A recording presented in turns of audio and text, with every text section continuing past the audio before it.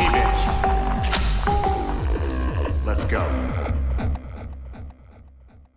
Welcome back to another episode. I'm your host, Vincent Green. Or is he? Wrong music. Wrong. And I'm your host, John Tui. And this is Invasion of the Snatchers, or is it? Wow, wow, wow. Let's get to it, mother snatchers.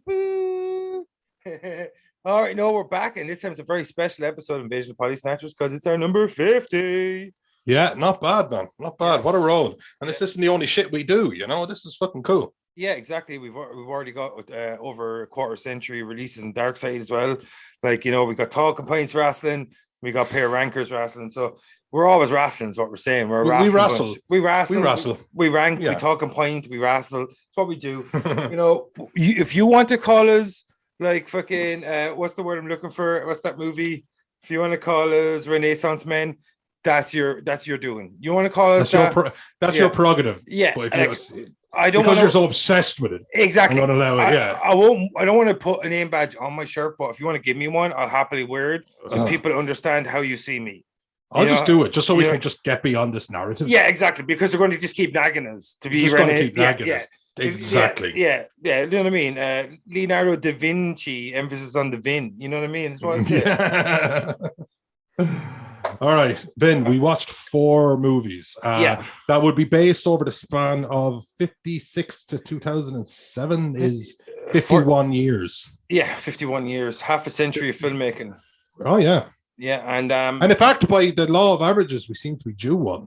You know, you have 93, you know, you do 78, 93, and then every 20 years. 2007. Yeah, it's somewhere in the 14 to 20. Yeah, so like kind of in the kind of sweet spot where somebody somewhere is like, what if?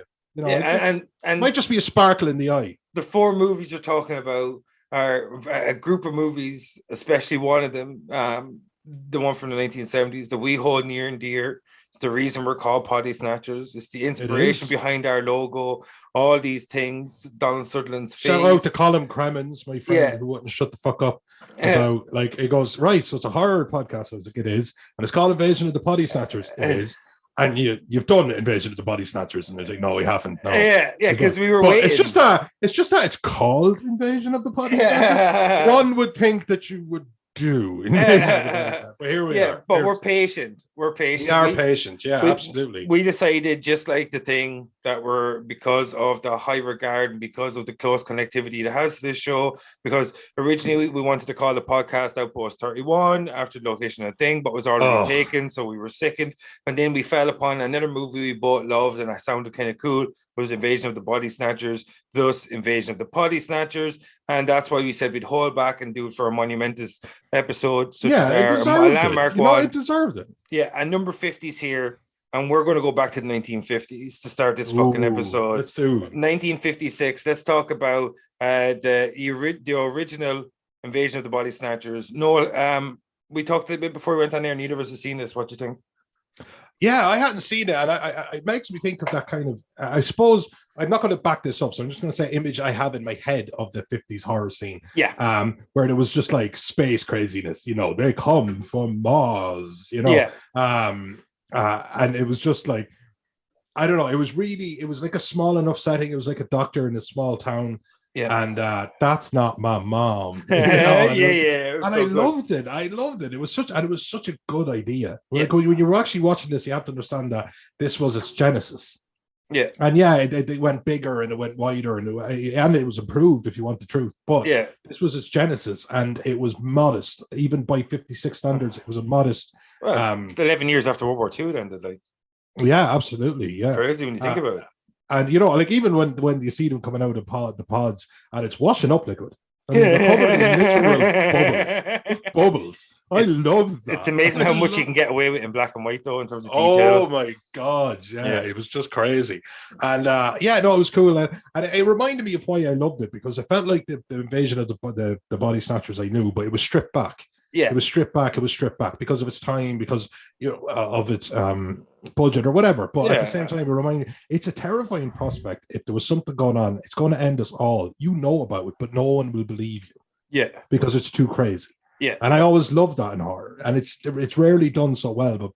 But Body Snatchers was always such a bleak movie. Yeah.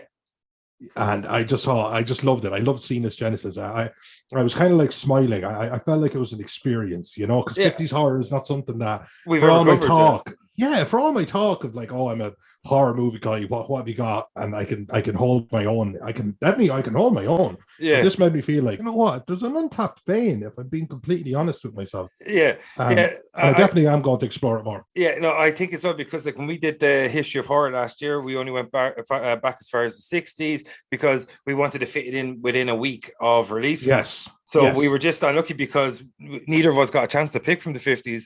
So it is a decade that we've never. And if you did the 50s, why not the 40s? And you know, at a certain point, you were like, "Yeah, we'll go from this point." Yeah, we just wanted to do a week of filmmaking. So like, within, like, you know, for around in 10 years, it will slowly move up a bit.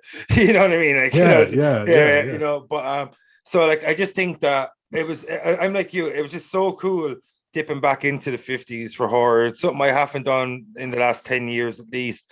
I haven't gone past the 60s. I fucking love. I love so many movies from the 60s, the 70s. We all do in the 80s. You know, so many classics. The golden age of horrors, those 20 years period, and I just think like you, I might be primed to see this though because I recently watched Last Man on Earth starring Vincent Price for something we're about to do in the future, and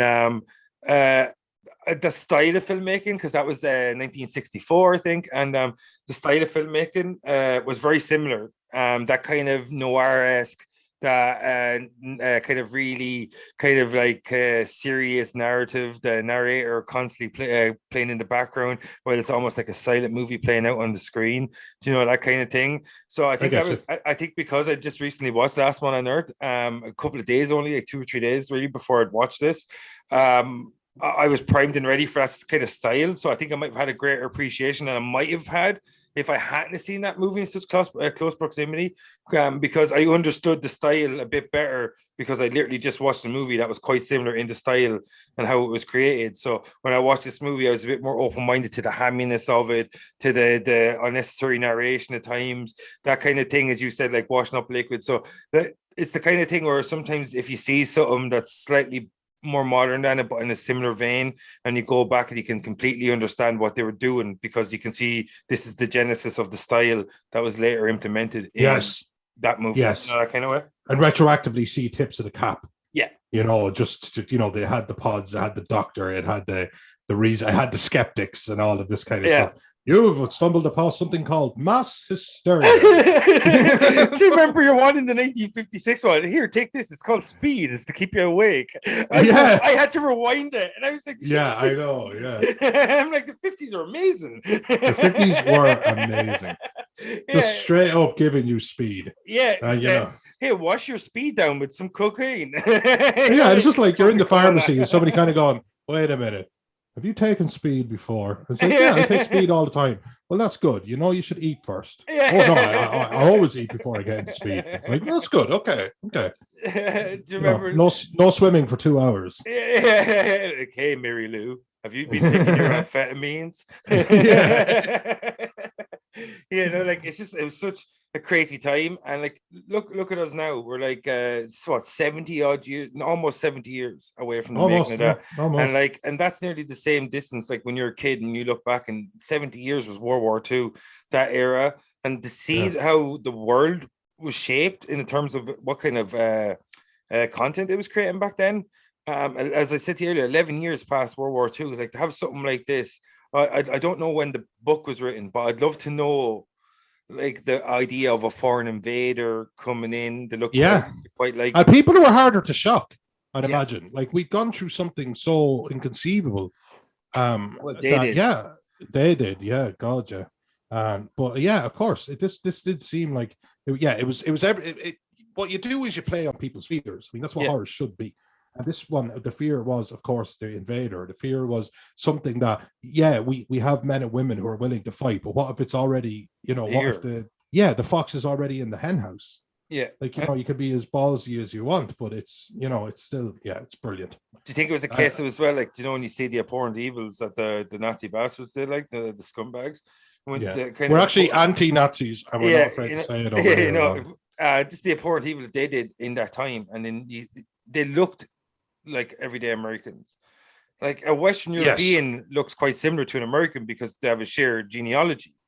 So do you think, because I don't know when Body Snatchers the book was written, do you think 55? 55? I checked it for you. Jack Finney wrote it in 55. So this film was in 56. Exactly. So this was somebody said this is good at making a film of this. Basically. Yeah, exactly. Yeah. But and as well, there might not have been a lot of new content around post-wars, things like this. You have to understand high-level content might be hard to come by. But so I was just thinking, like, if you look at American mindsets post-war, and they're trying to look back at the evils that the Nazis did, and these are people that look like them, that come from a shared ancestry as them, but they wanted to change the world and make it look all new, but everyone to conform to one way. Do you think the Nazism of Western Europe and Central Europe of the 30s and 40s, do you think that was an actual inspiration for Body Snatchers? If you look at it, yeah, an evil that doesn't take on the actual shape of monsters. Yeah, exactly. Like something that could destroy everything you have and could ever hope for. And it doesn't have 3 horns and a pentagram or a long exactly different belief system like to the nth degree. Yeah, exactly. It's just a guy. It's just a guy. Yeah, and he's gonna destroy you and everything. And you're paranoid because maybe you're overreacting. Maybe you are. Like, of course. It's a terrifying prospect. And when you're going through these films, the bleakness of them really, really bled through. Yeah. I just thought it was such a good idea. It was a good idea, though, wasn't it? So clever. It was so clever. And it was very advanced at the time because they're talking about the panspermia hypothesis, like where foreign organisms have come from space on comets and rocks and stuff like that, and have crash landed on Earth, and they've sprouted off in created life. To talk about how there's a theory behind cephalopods, isn't it? Squids and octopi or octopuses, that they think that they might be alien because they're finding it hard to link their genealogy through history in the same way they've done with many existing species that are there was even today. It's funny because there was the cop, the naysayer cop, who turns out to be a poddy person or whatever. Pod people, I think that's what pod people. The mother snatchers, that's what we're going to call them. But he was just like, the mind, they could figure out everything in the universe down to the last atom, but it can't figure out itself. I don't know. I was like, that's deep. I'd be like, yeah, dude. Anyway, about the dead body. He's like, you're a mortician, right? It's like, I minored in philosophy. Leave it there. Leave it in Syracuse. Just do the autopsy, Plato. Yeah. Fuck's sake. So I thought, like, because I'd seen Last Man on Earth, and because of that kind of hamminess that was in that movie, Vincent Price's portrayal, and you see this kind of hamminess in this movie, and I think I was kind of more prepared. I think I was lucky that way because you're in the zone. I think a little bit. Yeah, I think you are. I think you were just like ready to enjoy it as opposed to exactly. Because like sometimes you just get lucky because you see 2 movies that are similar styles and they kind of prepare. Yeah, one prepares you for the other.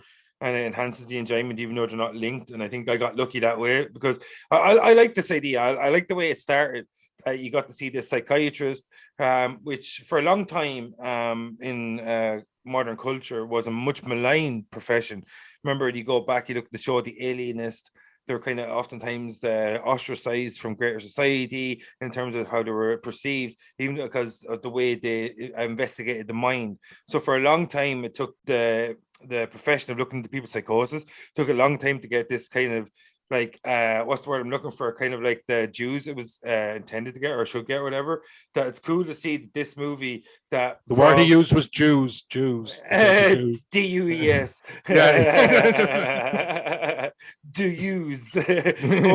Excuse me, what a you'd. But like, so it's cool to see that the kind of difference in around that time where people were starting to take psychiatry more seriously, and you can see it there that like people are like relying on the psychiatrist in this movie in a way that they might not have 10-20 years before. And it's cool the way you can see the development of the kind of people's thinking about the investigatory natures of looking into one's mind. And that's what I liked about the original Body Snatchers, that you kind of see this slight evolution in Western civilization or whatever society, and how psychiatrists are to actually taken more seriously in this movie than they would have been maybe in 20-30 years before that. And it's kind of like the birth of modern psychiatry at that time. and it's a cool fucking point of view to take in a movie in that era.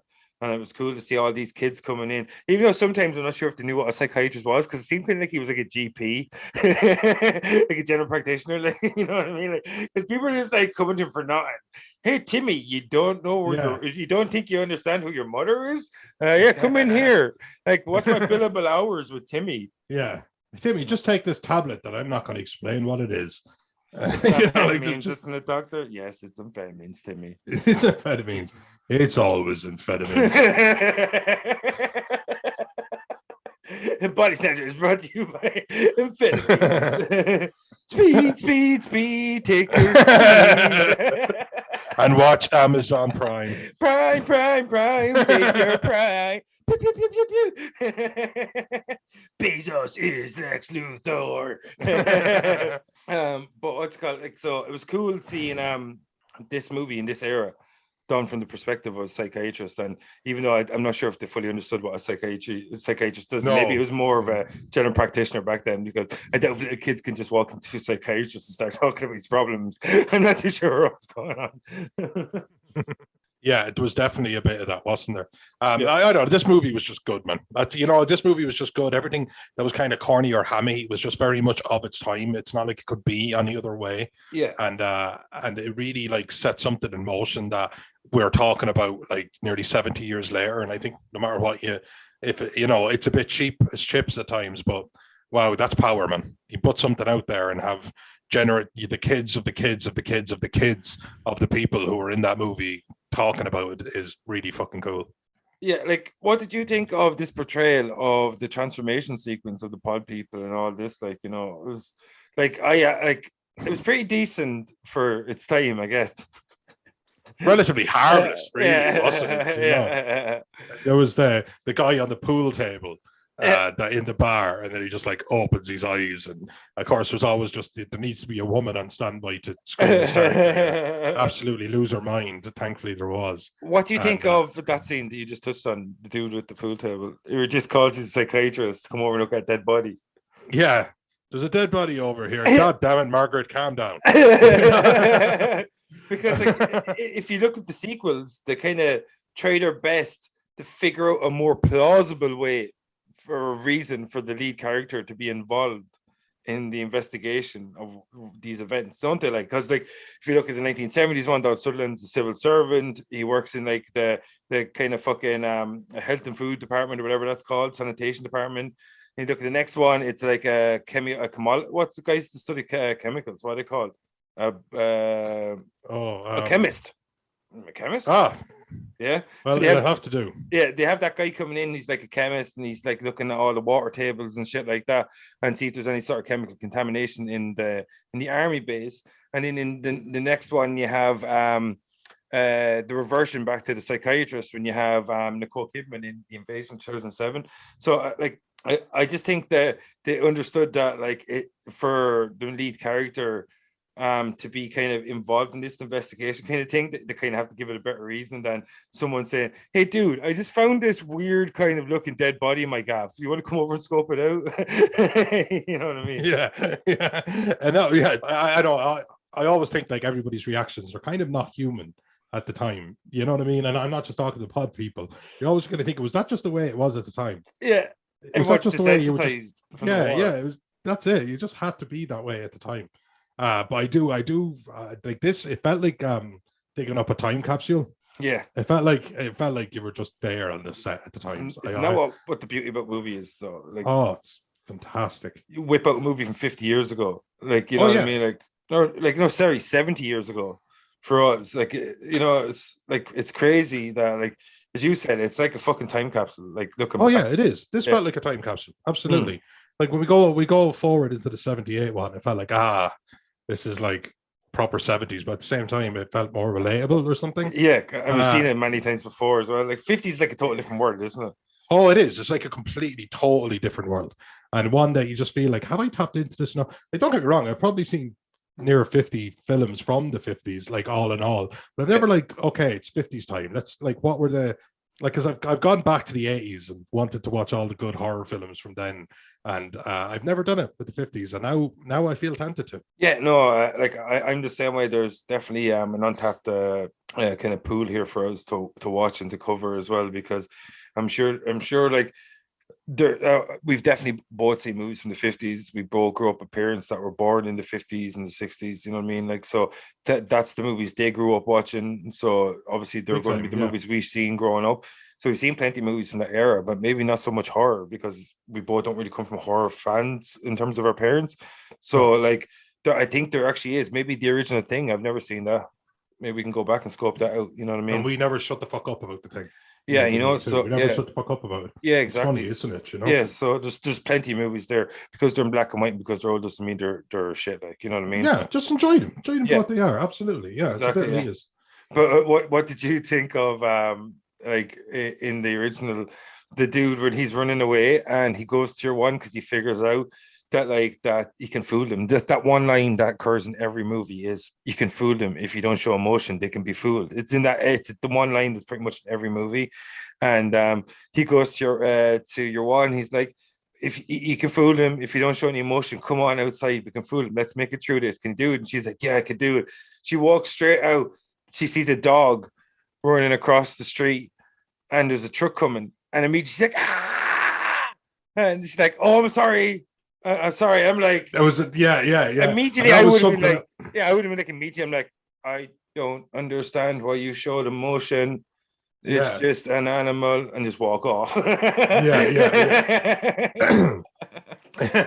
I don't know why I'm being dragged away and kicked in the balls. Out my testicles. I feel that on a pure nervous system sense. I am unmoved by the trauma. You kicked my root stem. And that's it. And the 1970s one had a little tip of the cap to the dog as well. Yeah, with that weird little fucking mud. Yeah, I didn't remember that part at all until I watched it recently. I seen it in a GIF and a few times, and I didn't know what the fuck it was. I haven't seen this film in so long. Yeah. And obviously, it was just this little human-faced dog. That was great. But yeah, no, a lot of the films, when you watch them chronologically as well, they do seem to tip the cap backwards to the predecessors. Like I said, like, you know, it's the same story. Emotion. Yeah, it's the same story. The 2007 one tried to rehash it maybe a little bit more than the other ones, but it's the same story.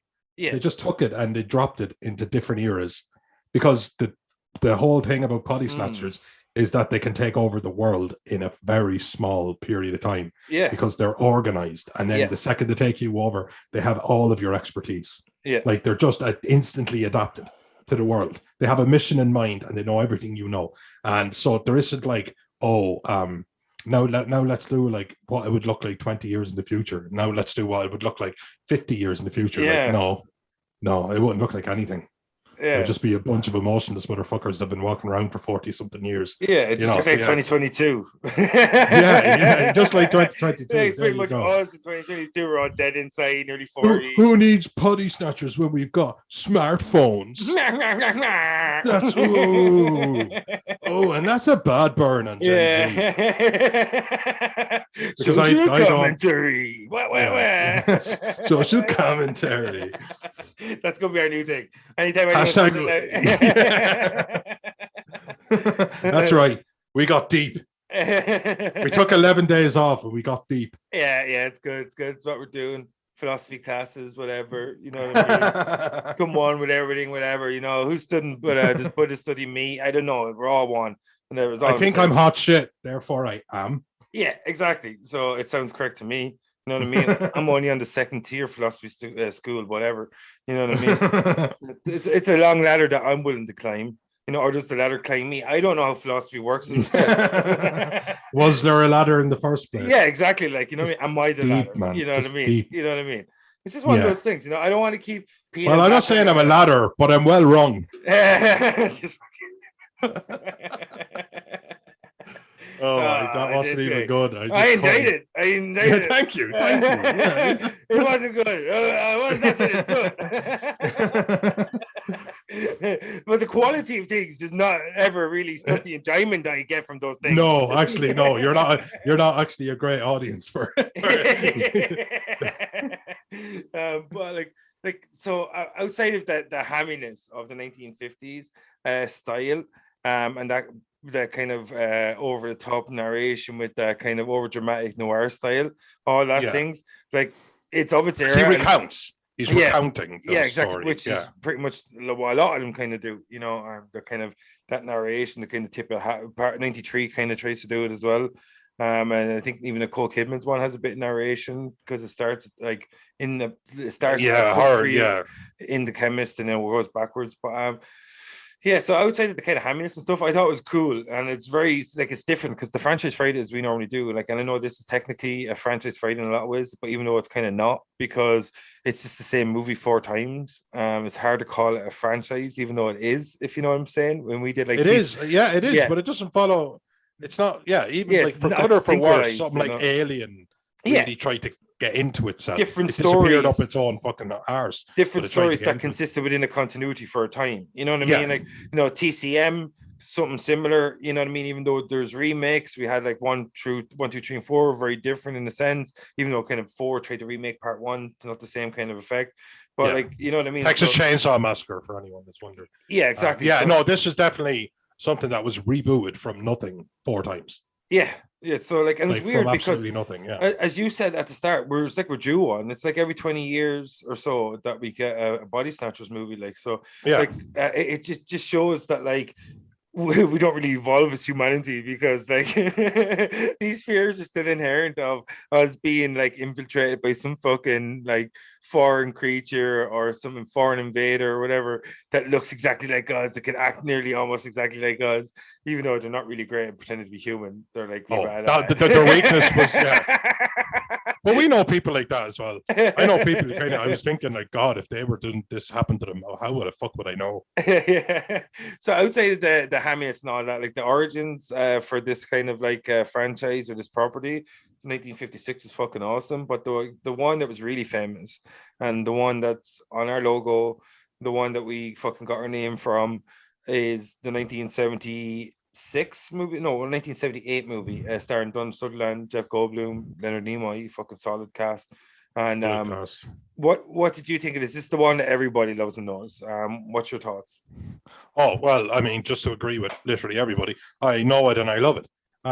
It was great to see. See you later, folks. See you later, yeah.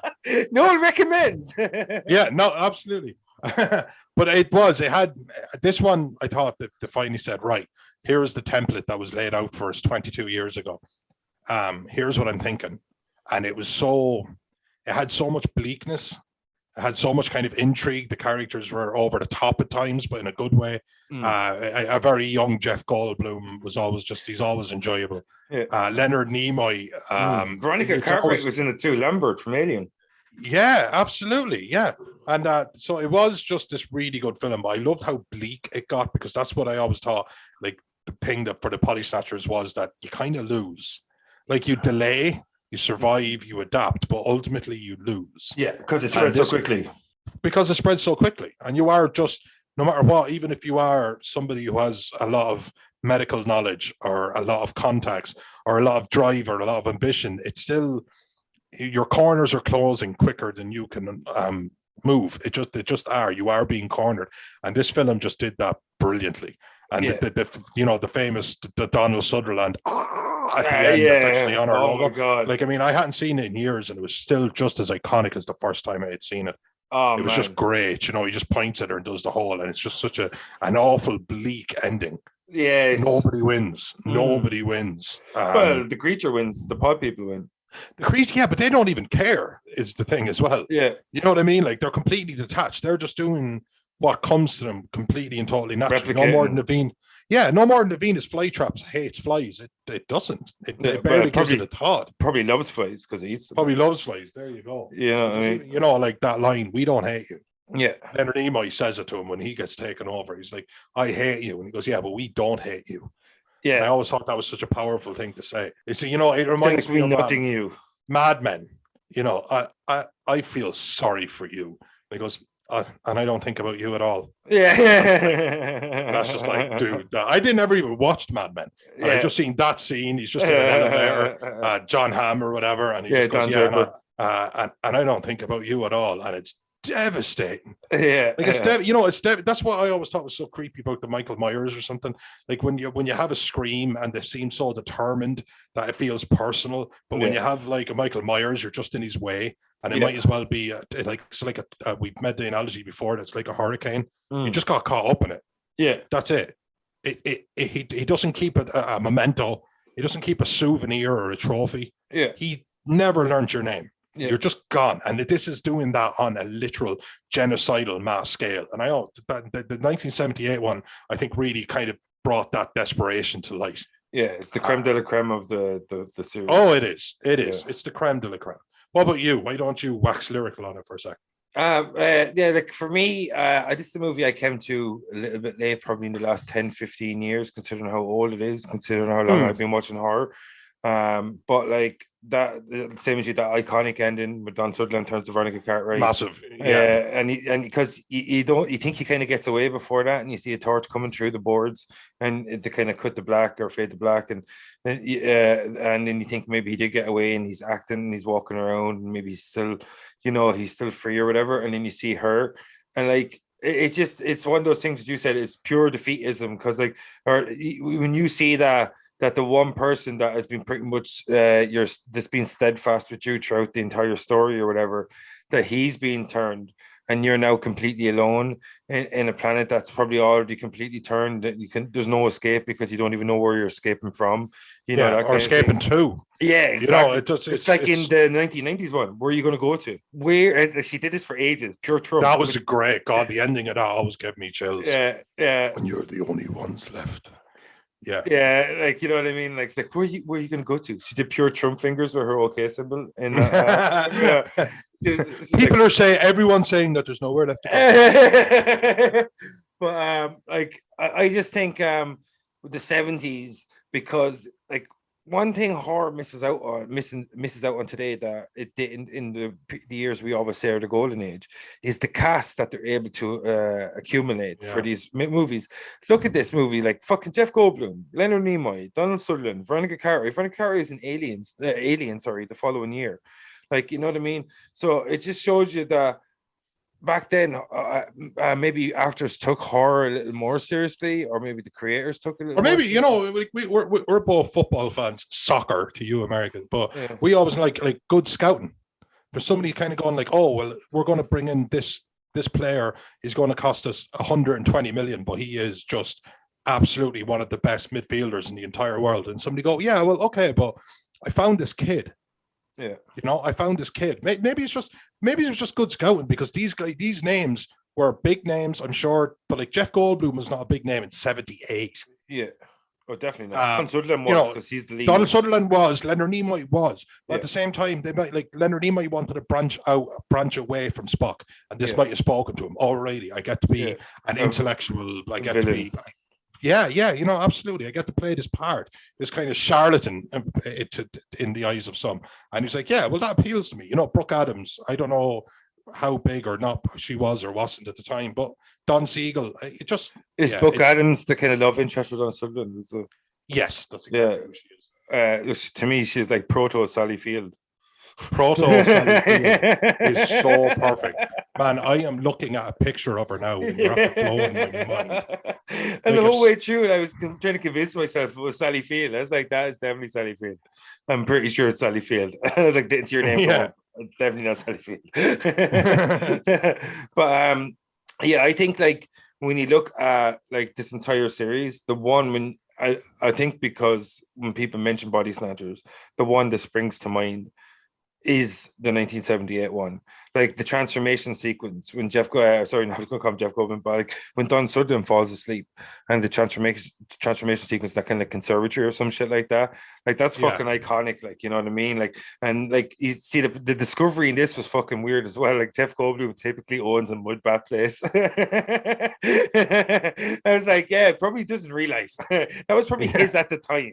Yeah, like Jeff Goldblum actually owned one, and they were just like, can we use it? And he's like, I mean, I guess. He was like, mudding finds a way. So wet. So textual. He's like he brings you to his mudding part and he goes, "Hi, I'm Jeff Goldblum. Guess what I'm selling? Wrong again." But yeah, that was a great. It had some great practical effects, though, didn't it? Yeah. Like in the mud party, you see the bodies starting to fall away and fall asunder, and I just thought this was such a well-made film. Yeah, like this was a proper structured, three-dimensional film. It felt immersive. It didn't have the hamminess. Yeah, even though it kind of did have in the sense it felt like a tip of the cap sometimes to the 50s one. At the same time, like Donald Sutherland was excellent in it. You know what I mean? He was just an impassioned kind of doctor in it, and I just loved it. I really, really did.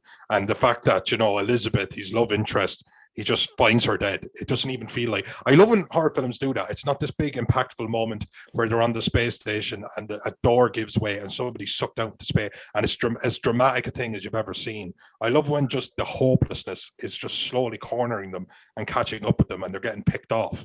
Yeah. And when she dies and he's just bereft, like he just has nothing left. He just goes in and tries to take out as many of these things as he can. Yeah. And I always thought that, like, that's what I like in a horror film: desperation. Yeah. Instead of like, it's not Home Alone. It's not like, and now I fight back. You know what I mean? Yeah, exactly. Yeah, you're literally fighting off the inevitable, aren't you? Like, you know what I mean? And that's what like these movies can always have in common.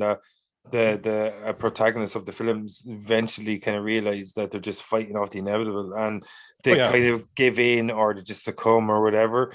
But one thing I liked about this movie that the 1956 movie didn't have is that it showed you that, like, maybe because, you know, and it's kind of cool seeing the evolution of filmmaking, especially even only in the space of 20 years, the strides that they made, that it shows you kind of like the asteroid or whatever, something's coming to Earth and then something landed and it's on the leaves and you can kind of see it spreading out and this kind of thing, like, you know, or the panspermia thing or whatever. It just kind of show. I like that, because the first one, it was kind of like this unknown thing, and I do like that too, where you don't really have an explanation until they come up with something like about something being found in a farmer's field or some nonsense. But, like, you know what I mean? Like, so I just thought, like, I like the evolution of the story from the original in 56 to 78 and the little layers added.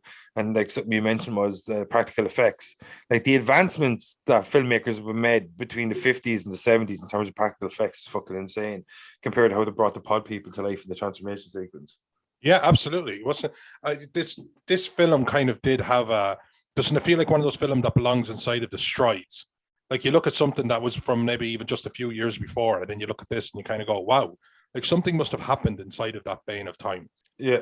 Do you mean that in terms of technology? It just actually, that's the thing. When things back then seemed so actually practical based, that you were just felt like somebody was sitting there and absolutely driving themselves crazy about how do we make this look better? What materials can we use? And I am horny for that shit. I am absolutely constantly looking for that practical effect. And I look back at this film, you're kind of going, wow, it did it so well.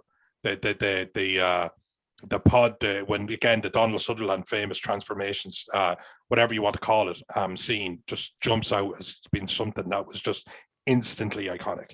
Yeah, he was just transitioning into a pod person. Yeah, and it seems like as long as you can stop that process before it's 100% complete, you can almost completely bounce back. It seems like it needs you down to the last cell, and then it just shuts you down. It has to download you. Yeah, that's it. You're not used to them at 86%. Oh God, I love this film so much, and I just love the young Jeff Goldblum being like angry and pissy with people, really intellectually dogged, and I just love Donald Sutherland. Just kind of has like porn star energy, doesn't he? You know, one thing I noticed is like he's ridiculously fast at running. I noticed that it's like he catches up with a truck in at one stage, and it looked like it was easy. You know what I mean? Because she's like a good bit behind by the time he catches up to the truck, and I'm like, why is Donald Sutherland so fast? And that's why he Jack Bauer. That's it. Then he just splooged out with Jack Bauer, and that's But like, so this like is definitely probably the most iconic out of the four movies we watched. Yeah, of course. Its cast is probably the strongest too, even though I know easily. Yeah, you'd go to battle on that. The cast being the strongest, yes. Yeah, it's most well rounded, and as you said as well earlier, it's like there's tips of the cap to the original in this, like the way, you know, you get his friend calls and there's the bodies found. The dog.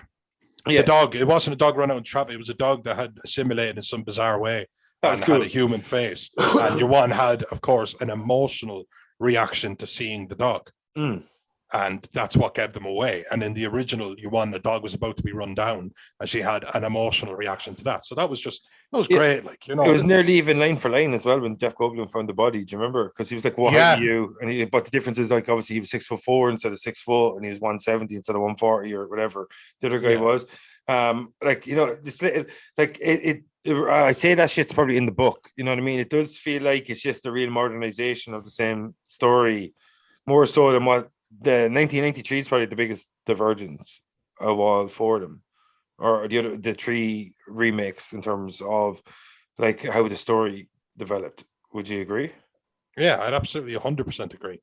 This was kind of I'd say, looking at them all, this was the pinnacle.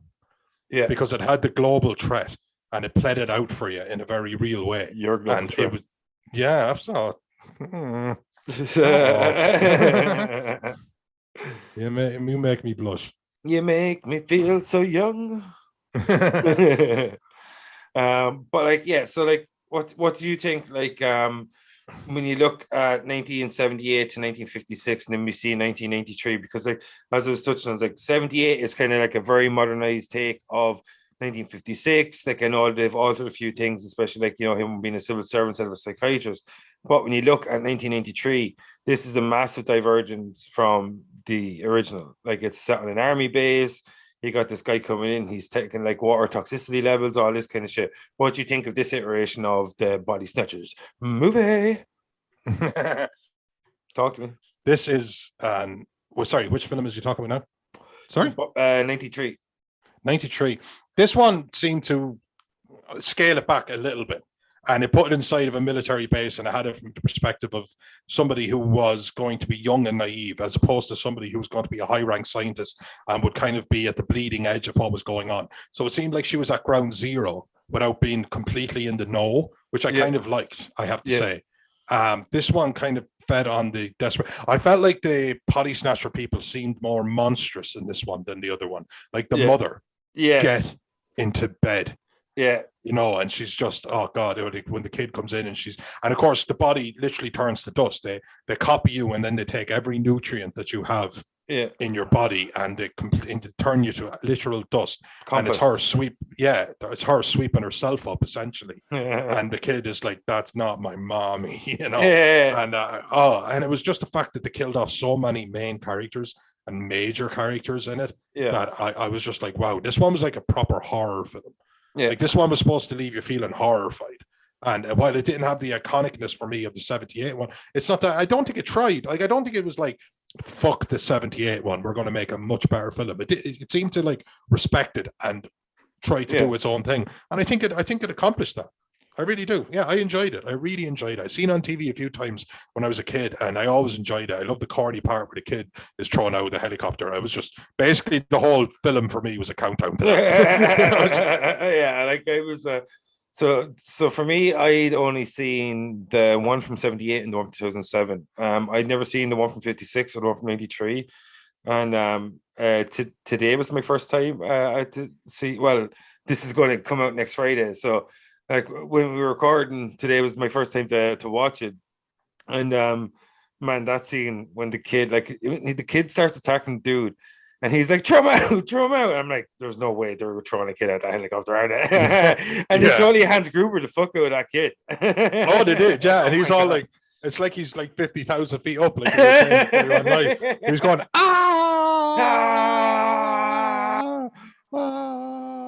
The last 15 minutes of the movie is just the kid falling.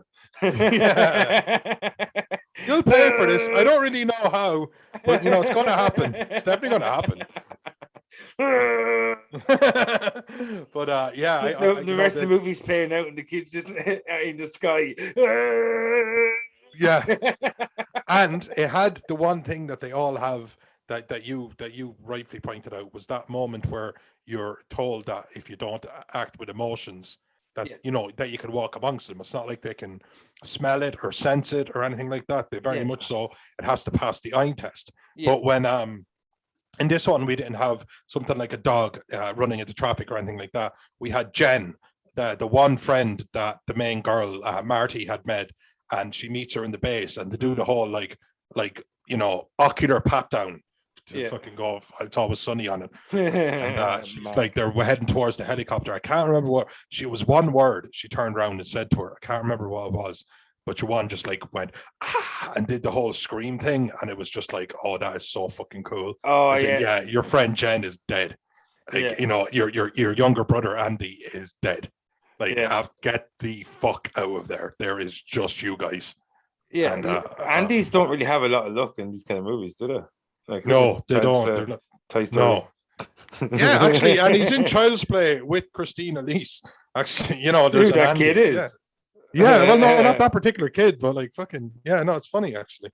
I thought it was a really good film. I thought it was a real horror film. Yeah, I love the scene where the mother screams and the whole base comes alive, goes after them. Oh yeah, Jesus, that is great. Yeah, like one thing these movies do definitely have is the cool score.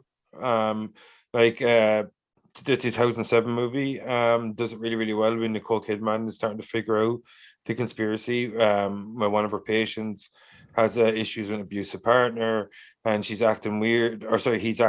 He kills their dog, and then she rings, and the husband answers and can't get in contact. She starts Google searching, "My husband's not my husband," and that kind of weird, unsettling kind of soundtrack to play in the background when she's discovering these things.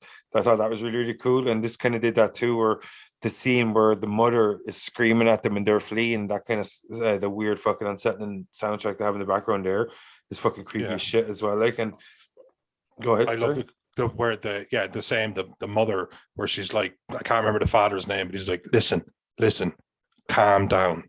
I know you're scared. Yeah. And then you realize that, oh fuck, because this dude is just like woke up and he's been assimilated, and like he's like more scared than he's ever been in his entire life. And then you go up to the one person you think is going to like help you get the fuck out of there, save the kids, and she's just like, dude, it's happening. Why make it weird?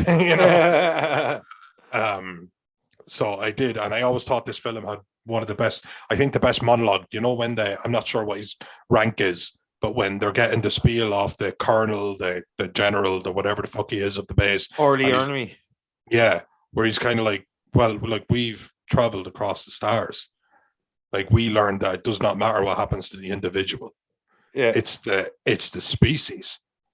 And then you realize you're pointing a gun at him, but he doesn't give a fuck. Yeah, does not give a fuck, because they're alive in so many forms. Exactly. And it's not like it doesn't give a fuck as in I'm willing to die for this belief system.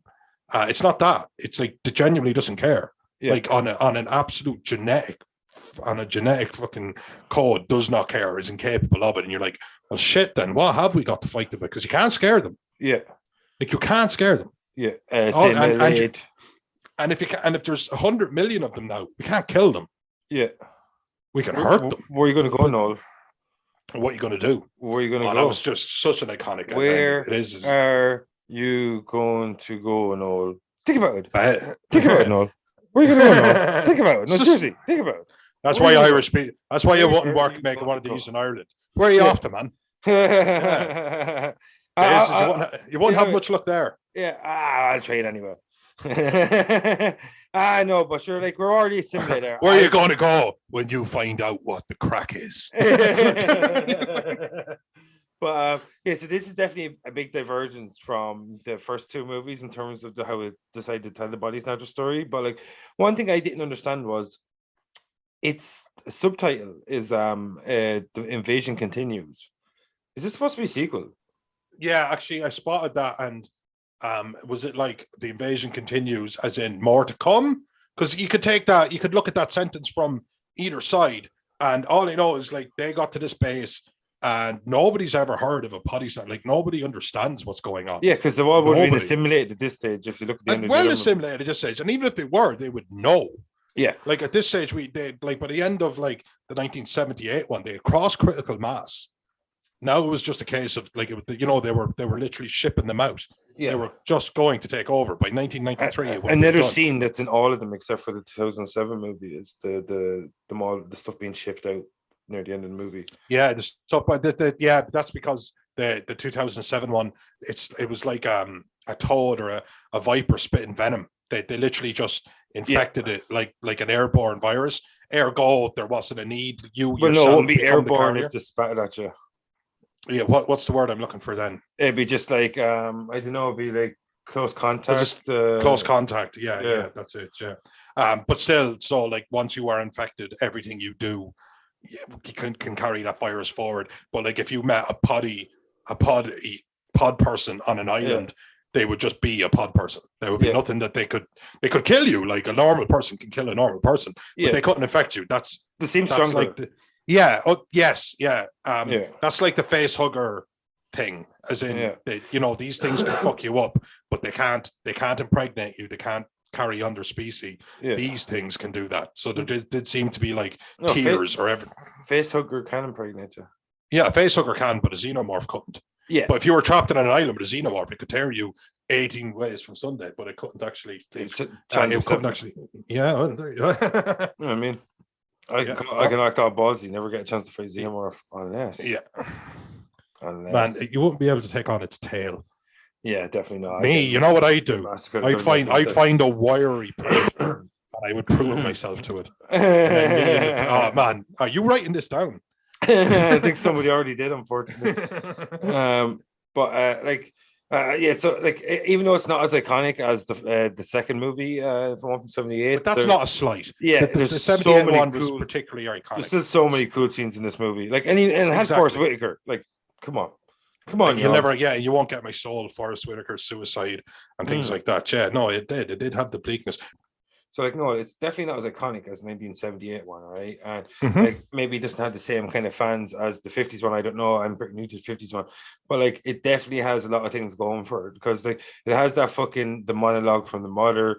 It has the Forrest Whitaker sacrifice scene. It has the scene we talked about where the mother goes out the front of the house and kind of makes the whole base descend on them. And like, and aside from the kid getting chucked out of the helicopter, which is fucking insane. I can't believe I didn't know about that scene. But like, what did you make of the climax? Because like we get in the first one, there's like a ray of hope because a lot of people are now starting to hear these reports and starting to believe the psychiatrist Kevin McCarthy, I think, found him in 1956. And at the end of the second iteration with Don Sutherland, it's complete defeat.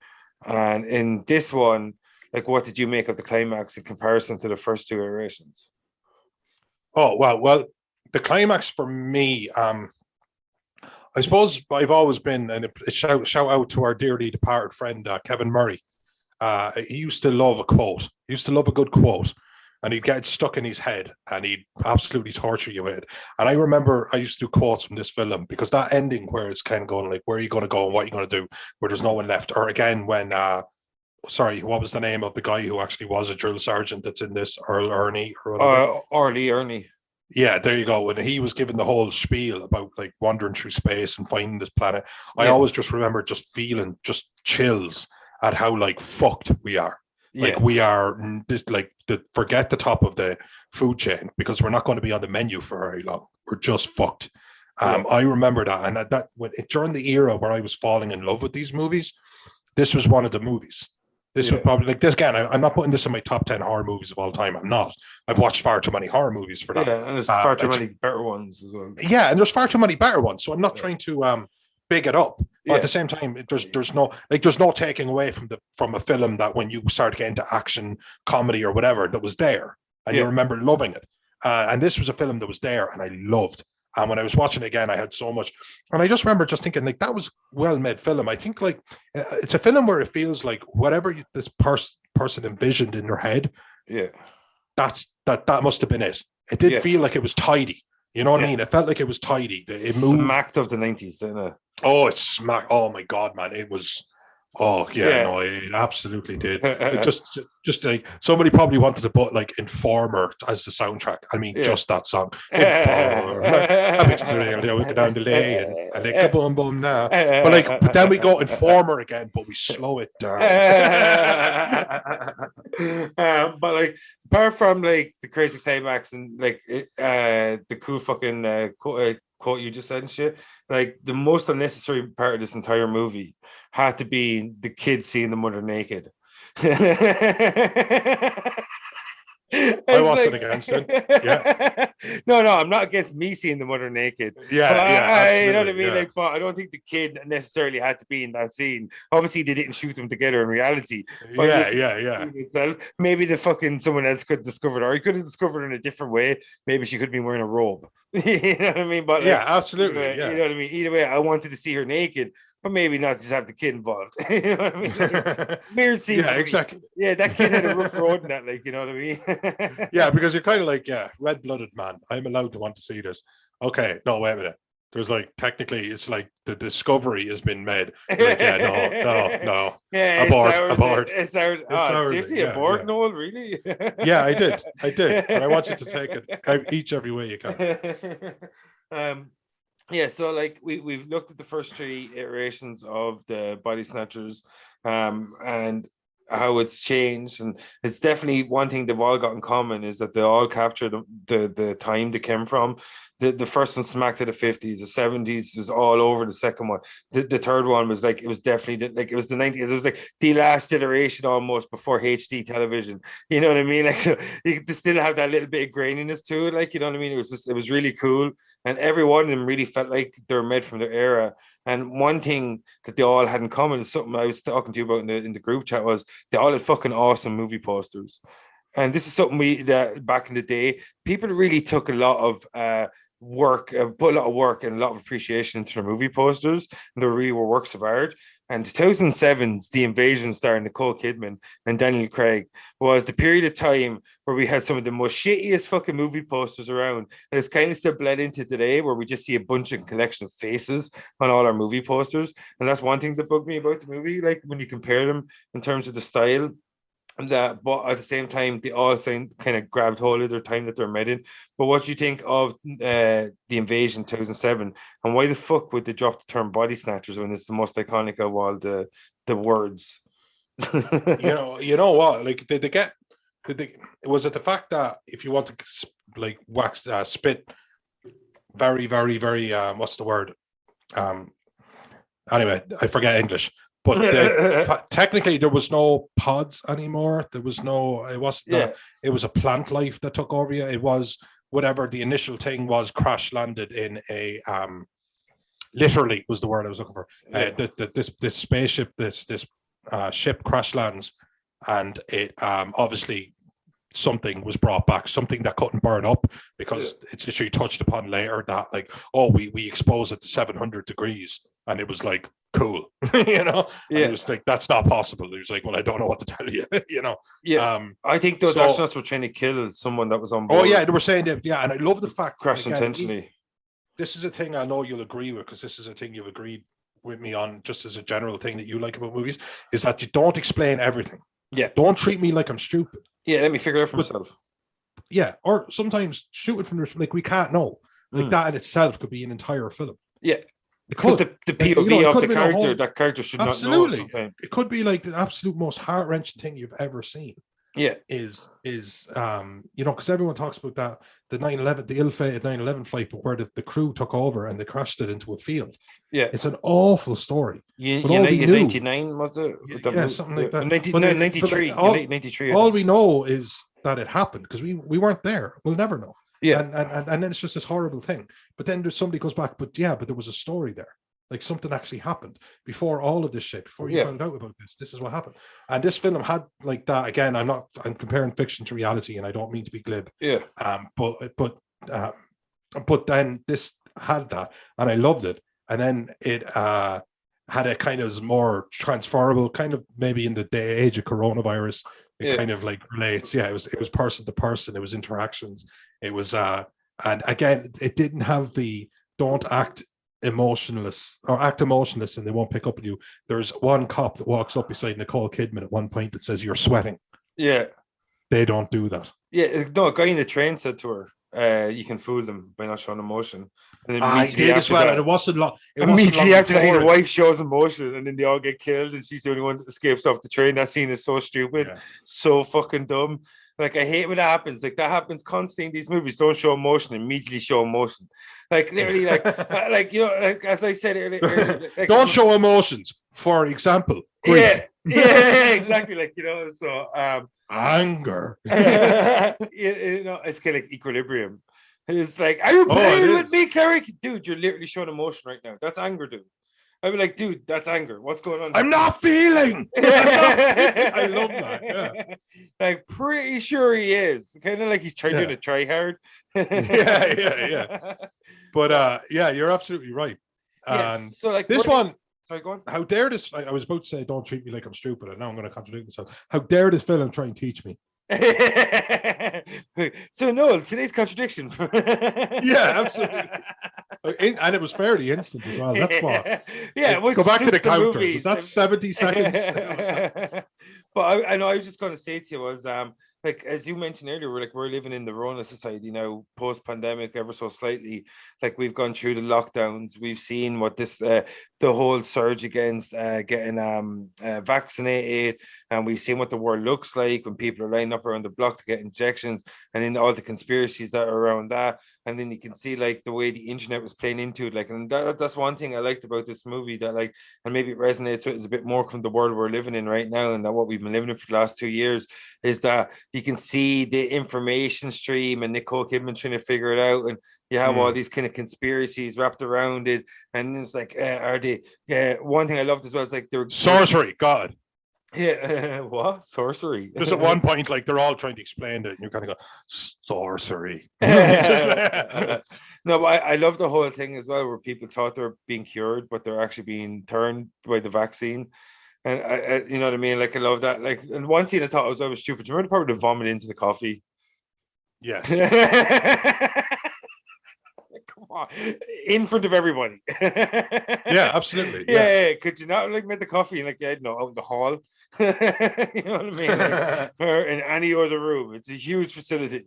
You know what I mean? Like, but yeah. So like, I like the modernization of it, and it does. I think it kind of resonates a bit more with us now, because like when you're looking back, like if you want to go back and watch Contagion now and how spot on they were. And like almost spot on, like, you know, it didn't go to the same extent with Contagion in terms of the coronavirus, but like these movies now resonate with us very differently than they would have in the first time viewing, because then it was all hypothetical.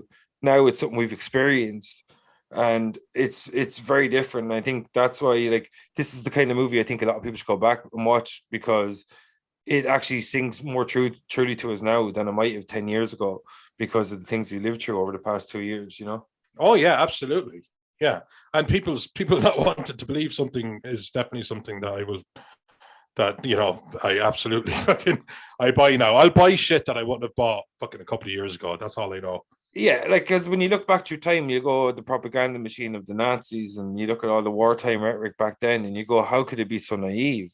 How could people be so naive in such a mass level? How can they share this like mass hysteria, as the guy says in 58, or sorry, the 56 one? But like, you look at it now, we've experienced it. Like, people can be so naive. People can be tricked incredibly easily by propaganda.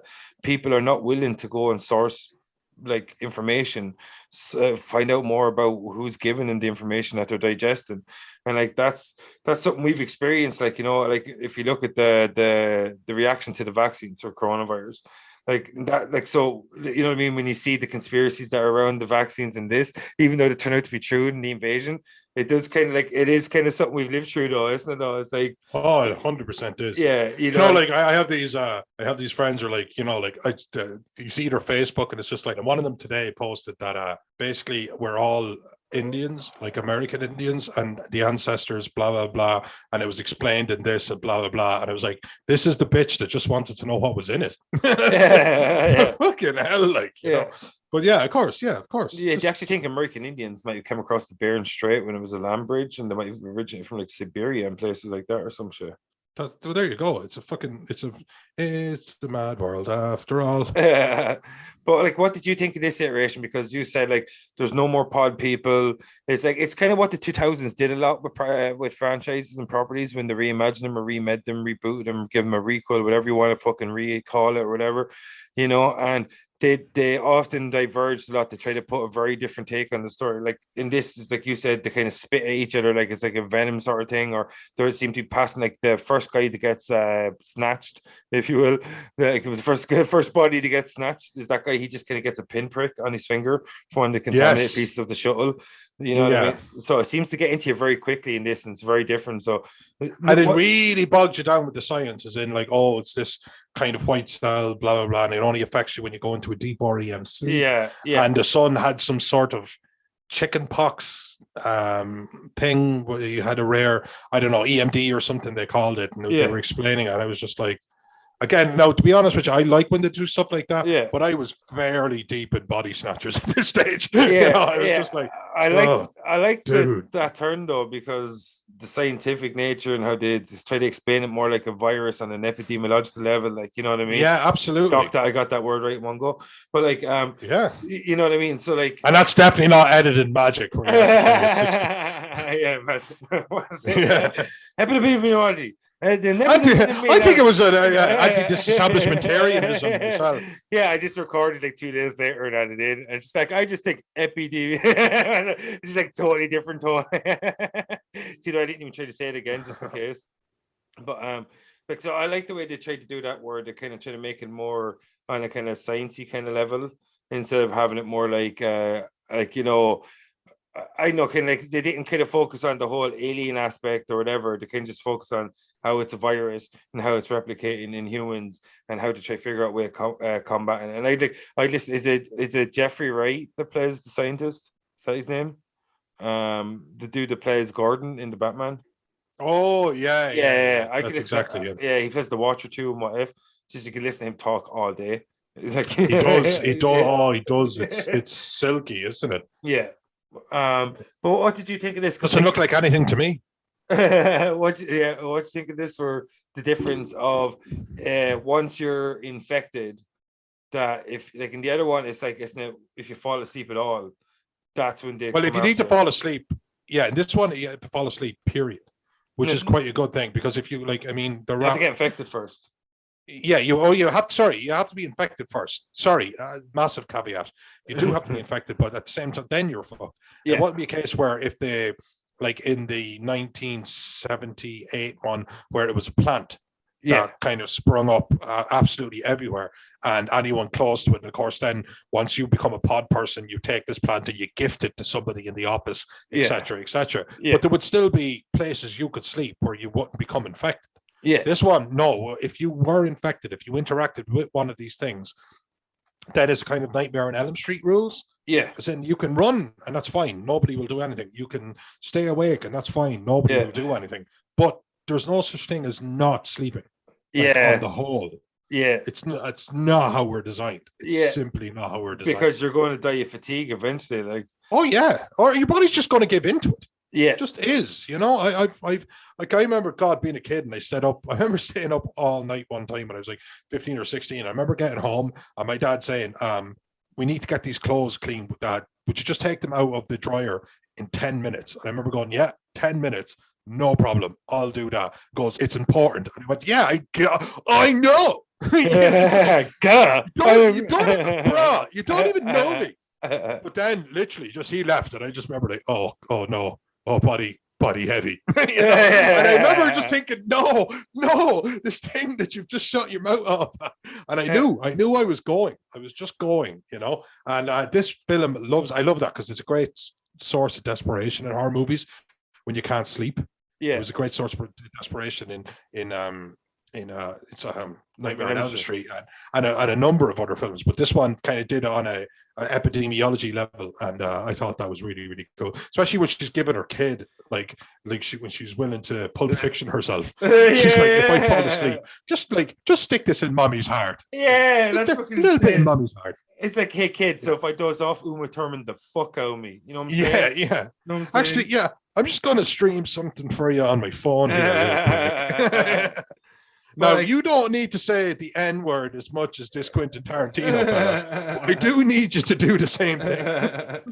But like, what did you think of the whole, like, the change in this where, like, the kid's immune and they're trying to get him to, like, the next part of fucking civilization so they can create a cure for humanity?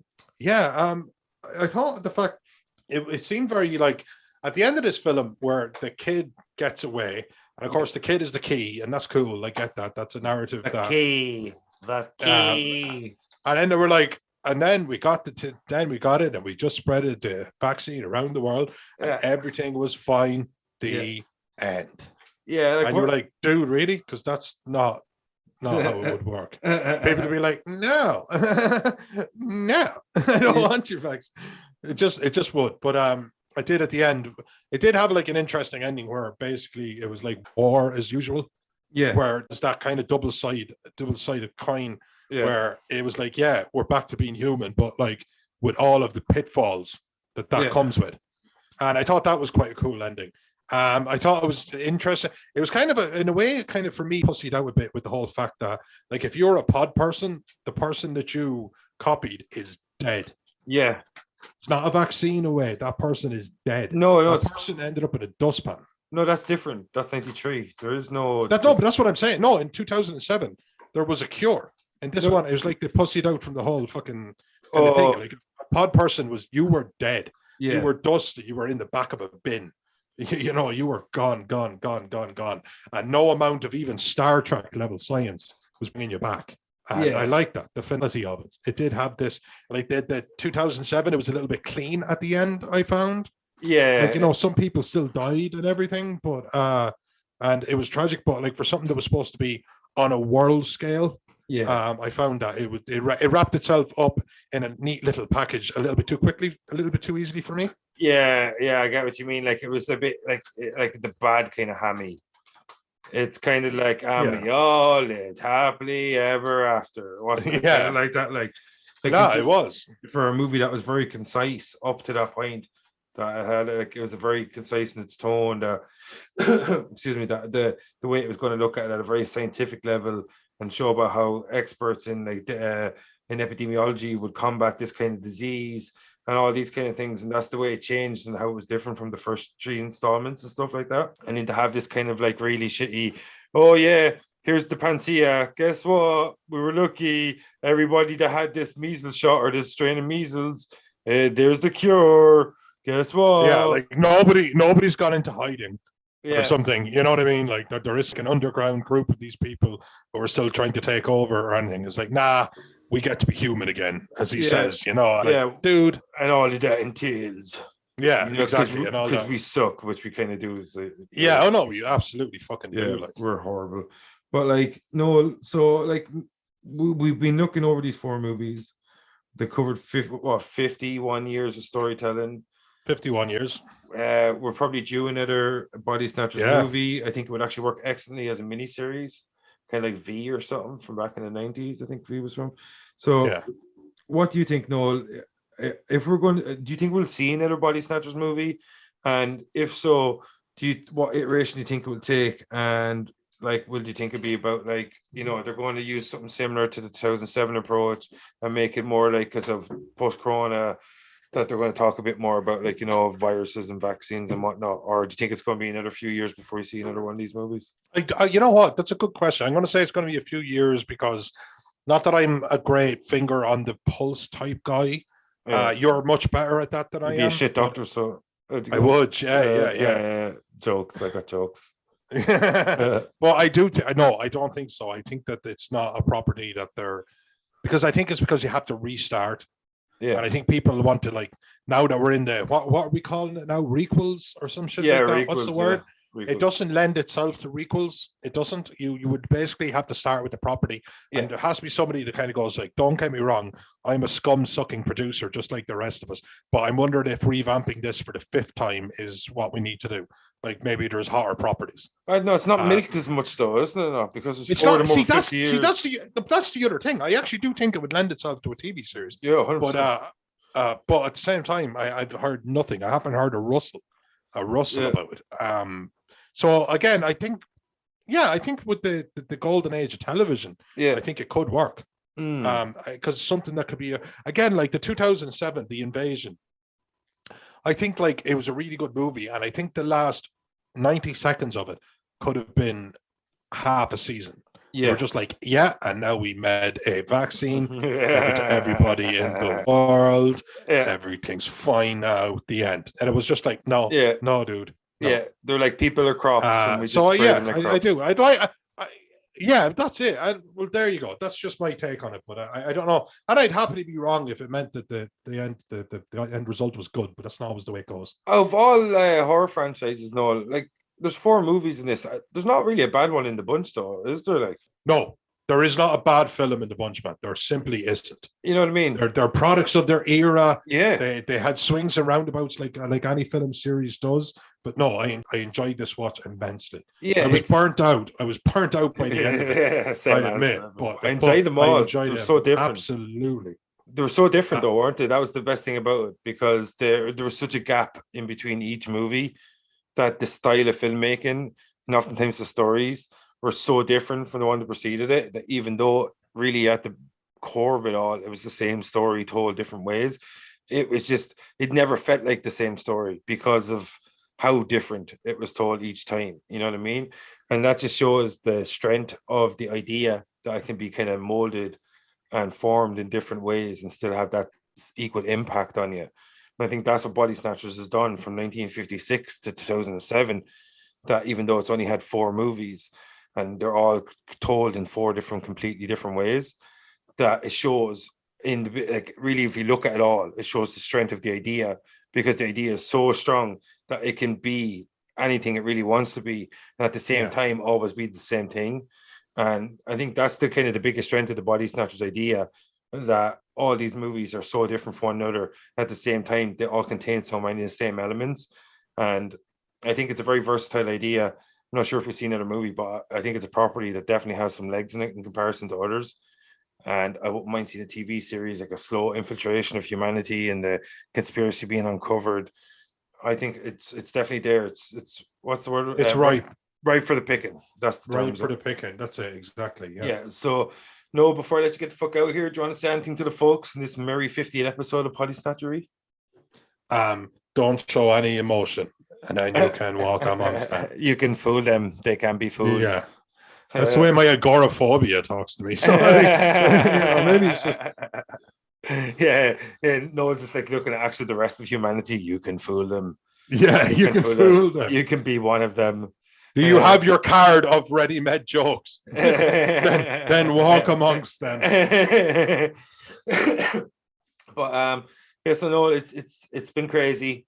So over 50 years of storytelling, over 50 episodes of PodySnatchers. Here we are, motherfucker. And nearly a year since we released our first MDK release with Dark Side of the Moon. And like, it's been fucking crazy, man. We got a lot more shit to do. And, we're only getting started. Yeah, exactly. Like, so before we get the fuck out here, Noli, what do you want to say to the folks? Thank you, motherfuckers. Thank you, motherfuckers, for staying with us, really. Yeah. And if you've been with us for a while, we really appreciate it. If you just started, we appreciate that too. We're going to be onwards and upwards, and we're going to increase our visibility, and we're going to when I said we were only getting started, I wasn't just trying to hype myself and Vincent. I was stating an absolute fucking fact. Here we come. Exactly. Yeah, here we come. Maybe a little bit of rankage all over your faces. That's what we do. You know what I mean? So, like, all right, motherfuckers. Thank you for staying with us. 50 episodes. Many more to come. I'm your host, Vincent Green. I'm your host, Alton Tui. This is Invasion of the PodySnatchers, and that was Invasion of the PodySnatchers, Invasion of the PodySnatchers, PodySnatchers, the invasion continues, and the invasion, 50 years, 50 episodes. See you next time, Fuck you, Colin. Fuck you, Colin.